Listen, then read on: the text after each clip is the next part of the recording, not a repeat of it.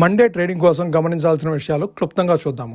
Market slight నెగిటివ్గా open అయినప్పటికీ కూడాను ఆర్బీఐ డెసిషన్ కోసం వెయిట్ చేస్తూ కన్సాలిడేట్ అవుతూ ఉన్నాయి 10 o'clock వరకు.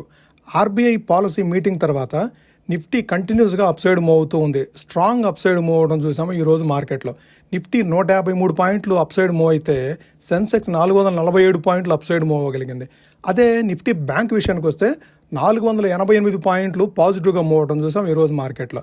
ప్రధానంగా ఈరోజు ఫైనాన్షియల్ స్టాక్స్, బ్యాంకింగ్ స్టాక్స్ పాజిటివ్గా మూవ్ అయితే దానికి తోడు ఐటీ స్టాక్స్ కూడాను రేట్ కట్ తోటి అట్లానే 2-3 రోజులుగా పాజిటివ్గా మూవ్ అవుతూ వస్తున్న ఐటీ స్టాక్స్ ఈరోజు కూడా పాజిటివ్గా మూవ్ అవడంతో నిఫ్టీ కానీ సెన్సెక్స్ కానీ చాలా స్ట్రాంగ్గా మూవ్ అయినాయి. ఇక మార్కెట్ స్టాటిస్టిక్స్ విషయానికి వస్తే టోటల్గా 3192 స్టాక్స్ ట్రేడ్ అయితే 1331 స్టాక్స్ మాత్రమే అడ్వాన్స్ అయినాయి, 1769 డిక్లైన్స్ అయినాయి.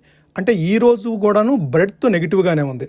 మార్కెట్స్ ఎంత పాజిటివ్గా మూవ్ అయినప్పటికీ కూడాను స్మాల్ క్యాప్, మిడ్ క్యాప్లో స్టాక్స్ అంత పాజిటివ్గా మూవ్ అవ్వలేదు. ఇక ఆర్బీఐ ఎంపీసీ మీటింగ్ అవుట్కమ్ విషయానికి వస్తే 25 బేసిస్ పాయింట్స్ రేట్ కట్ చేస్తూ 5.25%గా రెపో రేట్ను ఉంచడం జరిగింది.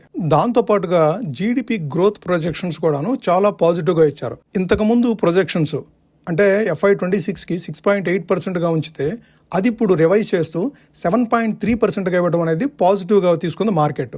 అంతేకాకుండా సిపిఐ ఇన్ఫ్లేషన్ ప్రొజెక్షన్స్ విషయానికి వస్తే FY26కి ఇంతకుముందు 2.6%గా ఎక్స్పెక్ట్ చేస్తే ఇప్పుడు దాన్ని రివైజ్ చేస్తూ లోయర్ సైడ్ 2% వరకు రావచ్చు అనే అంచనాలని ఇవ్వడంతో ఆర్బీఐ అది కూడాను కాస్త మార్కెట్కి పాజిటివ్గా ఇన్ఫ్లేషన్ లోయర్ సైడ్ ఇచ్చారు, అట్లానే జీడిపి గ్రోత్ కూడాను పాజిటివ్గా ఇచ్చారు. దాంతోపాటుగా ఆర్బీఐ రేట్ కట్ తీసుకోవడం అనేది మార్కెట్ని ఉత్సాహపరిచిందని చెప్పుకోవచ్చు. ఇక మనం ఈ మధ్యకాలంలో అబ్జర్వ్ చేస్తున్న ఐఎన్ఆర్ రూపీ కన్వర్షన్కి వచ్చేటప్పటికి సుమారుగా నిన్నటి క్లోజింగ్ లెవెల్ దగ్గరే ట్రేడ్ అవుతా ఉంది. ₹89.93 దగ్గర క్లోజ్ అవడం చూసాము. ఇక ఈ రోజు ట్రేడింగ్ సెషన్లో ఎఫ్ఐఐ-డిఐ యాక్టివిటీస్ చూస్తే ఎఫ్ఐఐస్ కొద్దిగా తక్కువ మొత్తంలో అమ్మకాలు జరిపారు. 438 కోట్లు మాత్రమే ఈరోజు అమ్మకాలు జరిపితే డిఐఎస్ హ్యూజ్ అమౌంట్ 4189 కోట్లు వర్త్ ఆఫ్ స్టాక్స్ ఈరోజు పర్చేజ్ చేయడం చూసాము.